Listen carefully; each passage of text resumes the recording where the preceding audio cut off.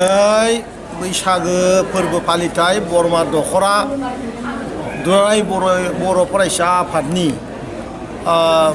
बोसोर गोबां बोसोरनिफ्राय बे ओनसोलनि गासैबो बर' रायजो राजाफोरखौ लानानै गावनि गाननाय जोमनाय लोगोसे गावनि जानाय लोंनायनि जि कालचार बेखौ रिपिट आप आरो फिउचाराव जाहाथे जोंनि बर' हारिनि रायजो राजाफ्रा जायखि जायगायावनो थायाथों मानो इनक्लुडिं पलिटिक्सखौबो लाफानानै किन्तु नैबे मोनसे सम बैसागोनि हारिनि जि परिचय बेवहाय ज' जानानै खेबसे गावबा गावनि मोखां नायनायजों लोगोसे ज' जानानै खनसे अनलायनाय आरो गिदिरा उन्दैखौ सनमान होनाय उन्दैखौ गिदिरा अननाय बे मोनसे हाबाफारिया बरमायाव जागासिनो दं आरो आं बेवहाय बाहागो लाफैदों।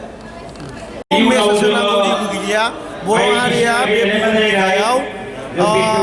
बे बुहुम बिखायाव मोनसे सोमोनांथाव मोनसे हारि आरो बर' हारि बायदि बे बुहुम बिखायाव जेबो कालचारजों बुंफबनाय हारि गैया।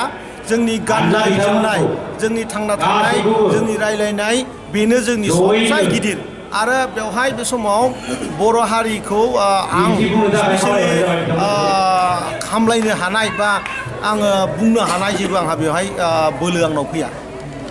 खुलुमबाय दिनै जोङो बरमा दख'रा दुलाराय बर' फरायसा आफादा जोंनि बरमा दख'रा दुलाराय बर' फरायसा आफादनि सिथ्लायाव जोङो 14थि जे रंजालि बैसागु फोरबो बे फालिथायखौ जोङो फालिगासिनो दङ। दा थिग बेफोरबायदिनो दिनै गिबि जोंनि हाबाफारि हिसाबै फुंनि 7 रिंगायाव जोंनिया गाहाय हाब्लां बेखेवनाय दंमोन। दा बेखौ जोंनिया बिटिसिनि थामहिनबा बिटिआरनि CSB बर्डनि चेयारमेन डक्टर दीपक कुमार बसुमतारी सार बिथाङा बेखेवनानै होलाङो। दा बेनि उनावहाय जोंनिया गाहाय जौसां जोंनिया बेखेवनाय दङ। बे बेखेवनायखौ जोंनिया जोंनि branch manager State Bank of India माखि बाहानि बिथां माधब रामसियारिया बिथाङा जोंनिया बेखेवनानै होलाङो।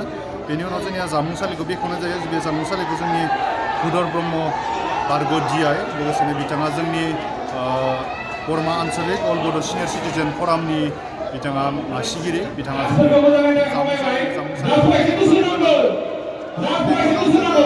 जोंनि बैसागो फोरबोनि फिरफिला बिरहोनायखौ जोंनि बैसागो फोरबो फालिथाय आफादनिनो बायदिबो दङ। दा बेनि उनावहाय जोंनिया मोनाबिलियावहाय जोंनिया बैसागो मेथाइजों ग्रुप डेन्स कम्पिटिसन माने मोसानाय कम्पिटिसन बैसागु मेथाइ जाथारनांगोन। बेफोरबायदि बैसागु मेथाइजों जोंनिया मोसानाय मोनसे कम्पिटिसना दा मोनानिफ्राय सोलिगोन आरो दा बेफोरबायदिनो जोंनि हाबाफारिया दा जोबोर मोजाङै गाजा गोमजायै सोलिगासिनो दं। सार बिथांखौ जोङो गोथैसिखौ बावनो होनाय जायो। बेनि उनावहाय जोंहा बिफां फुलि गायनाय जायो।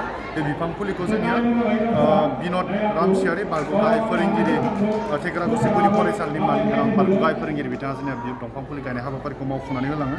बेनि उनावहाय जोंनिया बैसागो फोरबो फैयोब्ला गेदेरफोरखौ मान होनाय लोगोसेनो उन्दैफोरखौ जोंनिया अनसायनाय मोनसे हाबाफारि थायो। दा थिग बेफोरबायदिनो बेवहाय जोङो जोंनि ओनसोलनिनो बरमा दख'रा दुलाराय बर' फरायसा आफादनि सिंनि जायफोर गामिफोर दङ बे गामिफोरनि ओनसोलनि जोंनि समाज सिबियारि जोंनि बैसोगोरा सुबुंफोरखौ 43 जन जों लिंना लाबोनानै बिथांमोनखौ आर'नाइ गानहोनानै जोंनिफ्राय मान बावनाय लोगोसेनो जोङो उन्दैफोरा बिथांमोननिफ्राय जोङो बोर लानाय बे बोर लानाय हाबाफारिखौ जों मावफुंनाय जायो। दा बेनि उनावहाय जोंनिया जों बोसोरफ्रोमबो बे बैसागो फोरबो फालिथायाव जों मोनसे हाबाफारि लाखिबाय थानाय जायो।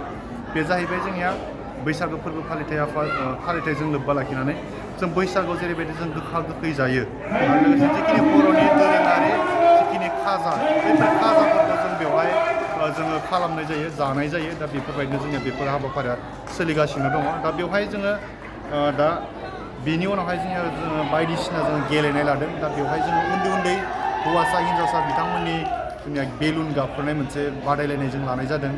बेनि उनावहाय जोंनिया हाबा जानाय आइजो बिथांमोननि सियार मासि सेलायनाय बे हाबाफारिखौ लानाय जादों। बेनि उनावहाय जोंनिया सिख्लाफोरनि जोंनिया मासि सेलायनाय बे खेलाखौबो लानाय जादों। बेनि उनावहाय नै दा जोंनिया बथलाव दै सोनाय बे मोनसे हाबाफारि मोनसे खेला जोंनि सोलिगासिनो दङ। जोंनि गामि आफादनिफ्राय मोनफा हानजा बेवहाय जोंनि हाबाफारियाव बाहागो लाफैगासिनो दङ।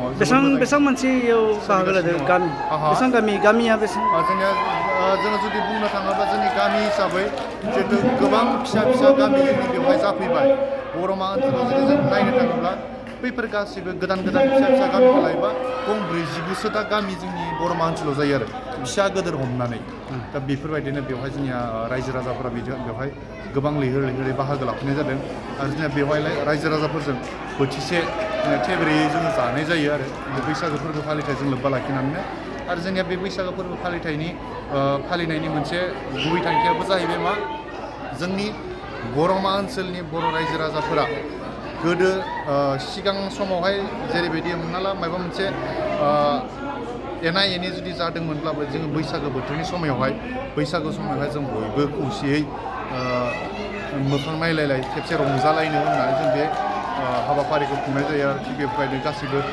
गोरोबलायनाय मोनसे थासारि फैयो होननानै जों बेखौ फोथायनाय दङ दा बे हिसाबै जों बेखौ खुंबोनाय जायो आरो दा बिदिनो खुङै खुङै देग्लाय 14थि बोसोराव जोंनि आगान होबाय।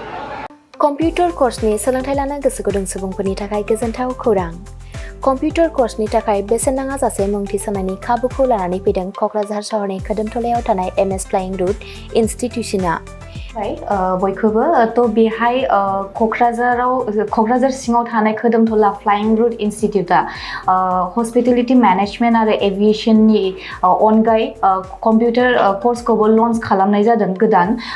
थ' बेहाय दा फ्रि एडमिशन सोलिगासिनो दङ जेरै जोङो JavaScript web designing CC programming बेखौ गासिखौबो होनाय जागोन।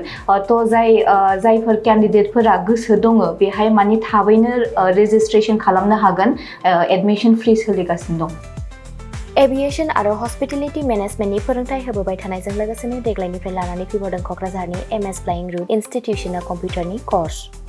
आखा-फाखा रोंगौसार फोरोंगिरि आरो मोजां खाबु थानाय बे फसंथानाव PG DCA, DCA, CCA, JavaScript, web designing, CC programming, illustrator, stenography with typing बायदि बायदि कम्पिउटार कर्सफोरनि फोरोंथायखौ नोंथांमोननो होनो थाखाय बे समाव नेनानै दङ क'क्राझारनि खोदोमथलायाव थानाय MS फ्लाइं रुट इनस्टिट्यूशना। गोदानै जागायनो लानाय कम्पिउटार कर्सनि थाखाय बे समाव MS फ्लाइं रुट इनस्टिट्यूशनाव गिबि खेबनि थाखाय मुं थिसनगिरिफोरा बेसेन होनाङालासे मुं थिसननायनि खाबुखौ मोननो हागोन। थारैनो नोंथाङाबो कम्पिउटारनि गियान सोलोंनो गोसो दङ नामा? जुदि गोसो दङ अब्ला गोबाव खालामाजासे क'क्राझारनि MS फ्लाइं रुट इनस्टिट्यूशनाव सुलाद लानो थाखाय नोंथाङा 9394796813 एबा 8099554765 जानबुं अनजिमायाव फोनांजाब खालामदो।